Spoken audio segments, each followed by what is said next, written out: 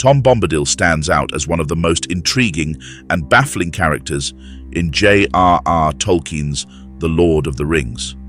Though he only appears briefly in The Fellowship of the Ring, his presence leaves a lasting impression, raising far more questions than answers.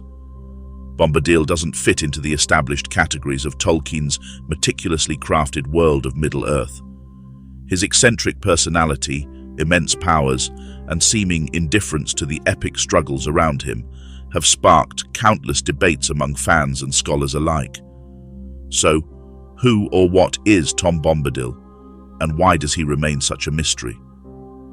The most remarkable aspect of Bombadil is his absolute immunity to the One Ring, an artifact that corrupts even the mightiest beings like Saruman, Gollum, and Sauron himself. In the hands of Tom Bombadil, however, the ring has no power. He handles it as though it's an ordinary object, completely unaffected by its influence. Even more astonishing, Bombadil can see Frodo when the Hobbit puts the ring on and becomes invisible to everyone else. This immunity to the ring's magic sets Bombadil apart from every other character in Tolkien's legendarium. But Bombadil's mysteries don't end with the ring. He seems to possess an unparalleled control over nature, easily dispelling threats that other powerful beings would struggle to overcome. This extraordinary power, combined with his cryptic personality, raises an essential question. Why was Bombadil excluded from Peter Jackson's film adaptations of The Lord of the Rings? Could his presence have altered the entire course of events? What might have changed if he had been involved in the broader story? In this exploration, we will delve into some of the most compelling mysteries surrounding Tom Bombadil, from his first strange encounter with the Hobbits to his incredible interactions with the One Ring, and finally, to the myriad of theories that try to explain his origin and nature. We'll uncover just how crucial his role could have been, and why Tolkien may have left him shrouded in such ambiguity. Tom Bombadil enters the Fellowship of the Ring like a bolt of lightning, unexpected, full of energy, and utterly strange. For Frodo, Sam, Merry, and Pippin, their introduction to this eccentric figure comes at a desperate time. After leaving the Shire, the Hobbits find themselves wandering through the Old Forest, a place that Tolkien describes as ancient, dark, and full of strange, malevolent life. The Old Forest is far from welcoming.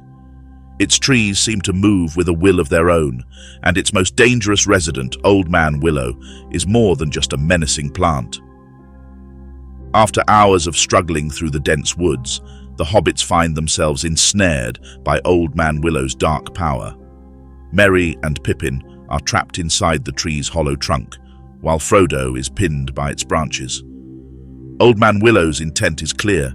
It wants to devour them. Desperate and helpless, the Hobbits are on the verge of being swallowed whole by this ancient malevolent force. It's at this moment, when all hope seems lost, that Tom Bombadil appears.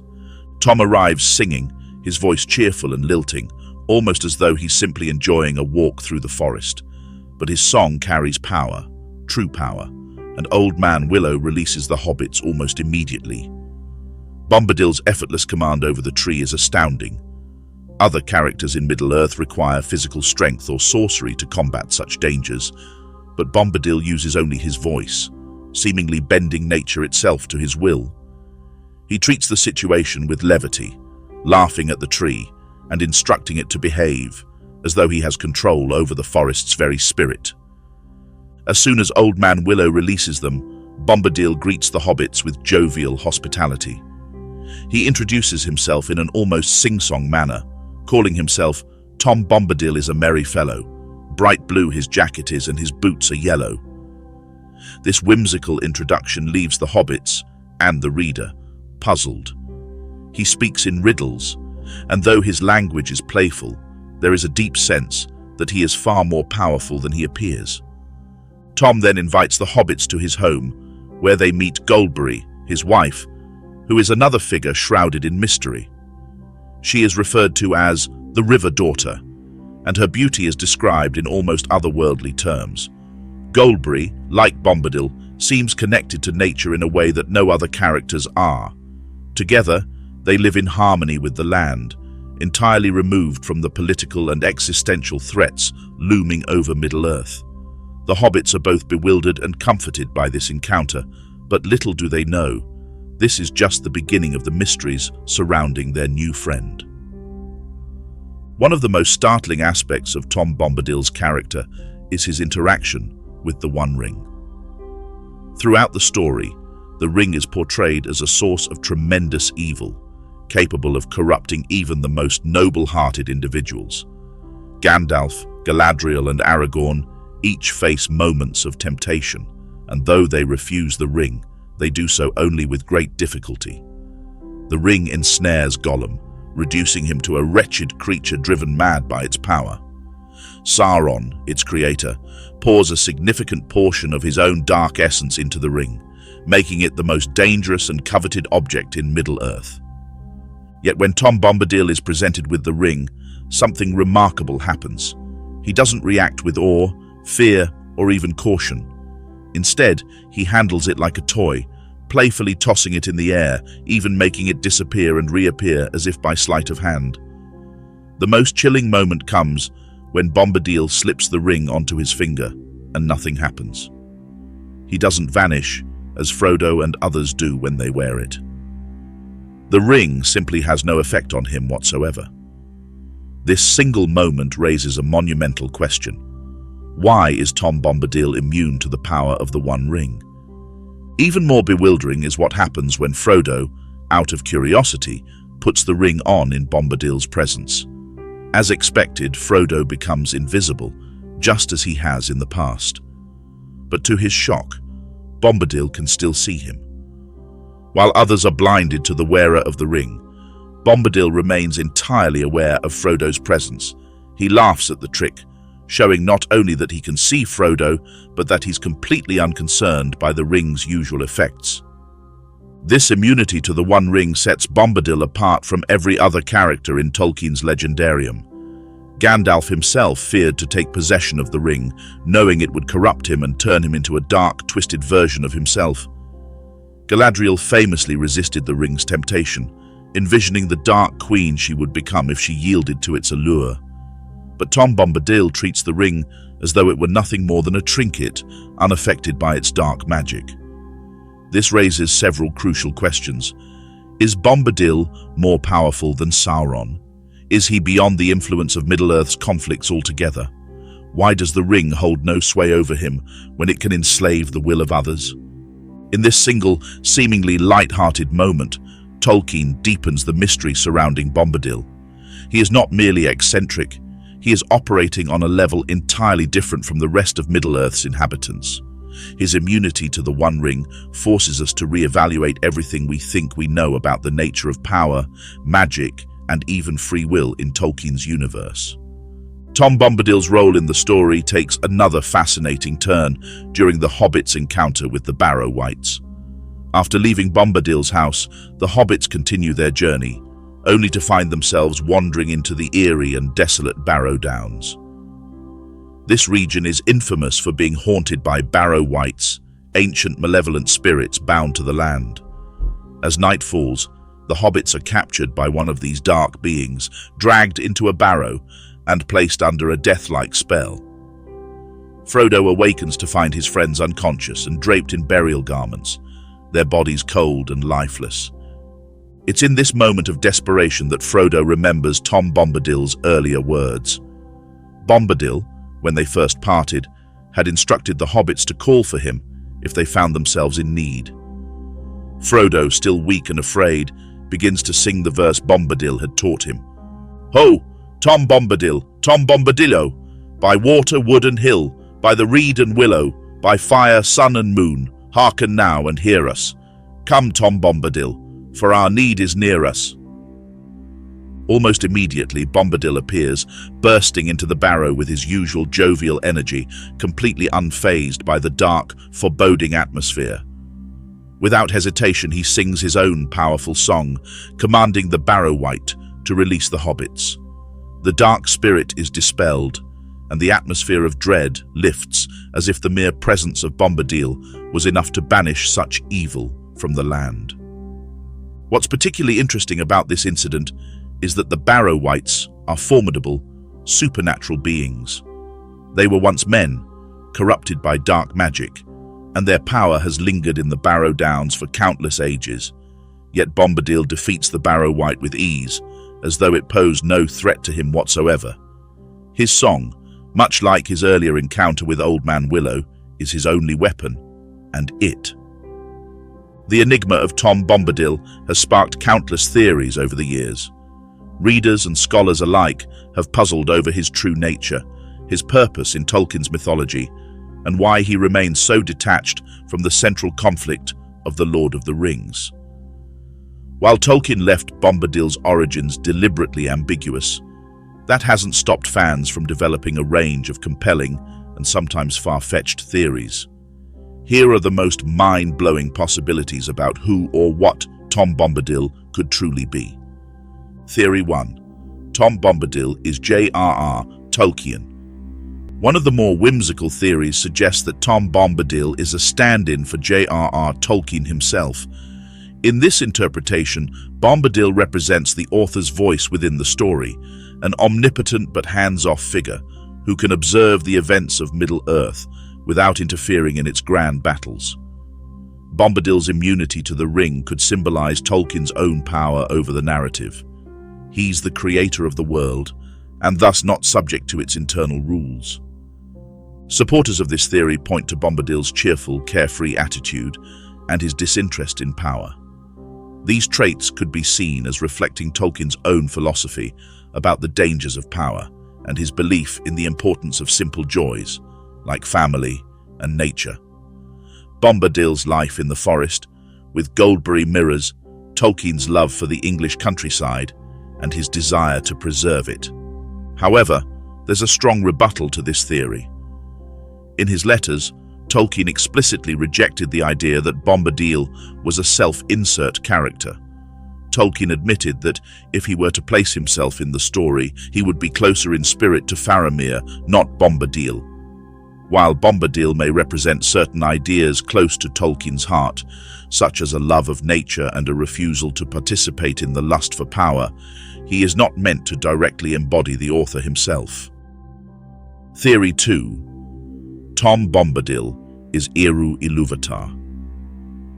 Perhaps the most mind-blowing theory is that Tom Bombadil is Eru Ilúvatar, the supreme creator in Tolkien's legendarium. Eru is the godlike figure who creates the Ainur, the Valar and the Maiar, and sets the entire world of Arda into motion. According to this theory, Bombadil is a manifestation of Eru living in Middle-earth, content to dwell in his little corner of the world, unconcerned with the wars and struggles of its inhabitants. Bombadil's vast, incomprehensible power certainly aligns with the idea that he could be Eru Ilúvatar. His immunity to the One Ring could be explained by the fact that, as the creator, he exists above and beyond the very forces of good and evil that govern the world. The ring, a tool of Sauron, a lesser being in the grand hierarchy, would have no power over him. This theory, however, also has its rebuttal. Tolkien himself stated that Eru Ilúvatar does not directly appear in Middle-earth. While Eru's presence is felt throughout the events of the Silmarillion and the Lord of the Rings, he is a distant and unseen force, leaving the stewardship of the world to the Valar and Maiar.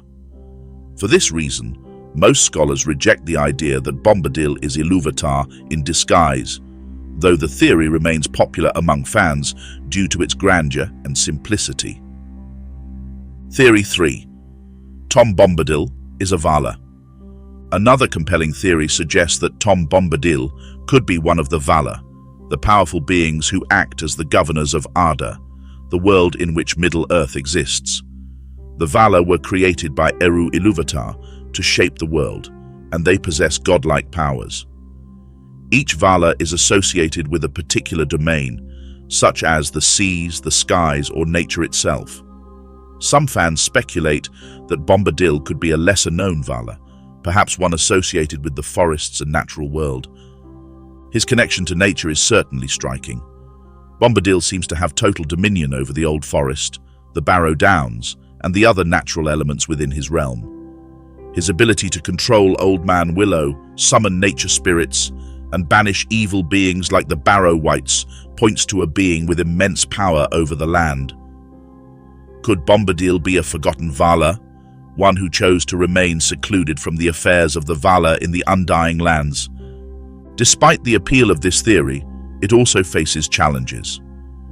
In Tolkien's works, the Valar are well documented, and Bombadil is not mentioned among their ranks. Additionally, the Valar are deeply involved in the history of Middle-earth, particularly in the First and Second Ages, and it seems unlikely that one of them would simply withdraw to live in obscurity. Bombadil's whimsical nature also sets him apart from the more serious and majestic Valar. Theory 4.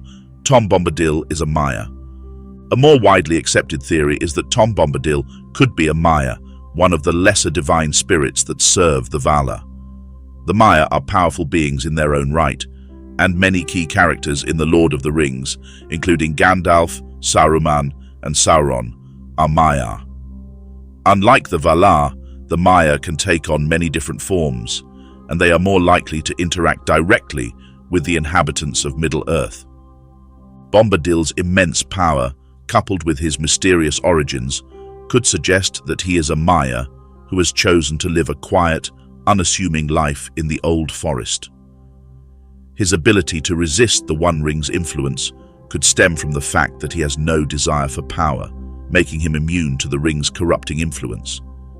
Additionally, Goldberry could also be a Maya, perhaps one associated with water or rivers, as her title, River Daughter, implies. However, Bombadil's unique characteristics complicate this theory as well. The other known Maiar, such as Gandalf and Saruman, are deeply affected by the struggles of Middle-earth and play crucial roles in its fate. Bombadil, on the other hand, seems indifferent to the conflicts of the world. Furthermore, no other Maya is immune to the Ring's power. Sauron, a Maya, is the Ring's creator, and even Gandalf fears to touch it. Bombadil's immunity suggests that he is something beyond the known Maya, though the theory remains one of the more plausible explanations. Theory 5. Tom Bombadil is the personification of the music of the Ainur. One of the most poetic theories posits that Tom Bombadil is the living embodiment of the music of the Ainur, the divine song that Eru Ilúvatar used to create the world. In the Silmarillion, the universe is brought into existence through a great symphony performed by the Ainur, a collection of divine spirits. This music shapes the world and sets the stage for all of history, but it also exists beyond time and space. Proponents of this theory argue that Bombadil's connection to song and his apparent harmony with nature suggest that he is the personification of this primordial music. His carefree attitude, disinterest in power, and immunity to the Ring could be explained by the fact that he exists outside the usual constraints of time and reality, just like the music itself. Bombadil's very existence would thus represent the beauty and unpredictability of creation. However, this theory also raises questions. If Bombadil truly represents the music of the Ainur, why does he limit himself to such a small part of Middle-earth? Why does he remain indifferent to the larger struggles shaping the world? His lack of involvement in the greater events of Arda seems at odds with the idea of him embodying something so foundational to its creation. Final theory. Tom Bombadil is a spirit of nature. Perhaps the most straightforward theory is that Tom Bombadil is a personification of nature itself, a spirit bound to the natural world, unconcerned with the affairs of mortals, elves, or even gods. In this interpretation, Bombadil represents the land, the trees, the rivers, and all living things that exist outside of the realms of power and politics. He is neither good nor evil, but simply is, existing in harmony with his environment. Tolkien himself provided some support for this theory in his letters. He referred to Bombadil as a spirit of the countryside, suggesting that Bombadil's role is to embody the natural world, free from the taint of power that affects so many others. His immunity to the One Ring could be explained by the fact that, as a spirit of nature, he is not tempted by dominion or control, which are fundamentally unnatural desires. This theory has the advantage of simplicity and fits with Bombadil's overall characterization. However, it still leaves some questions unanswered.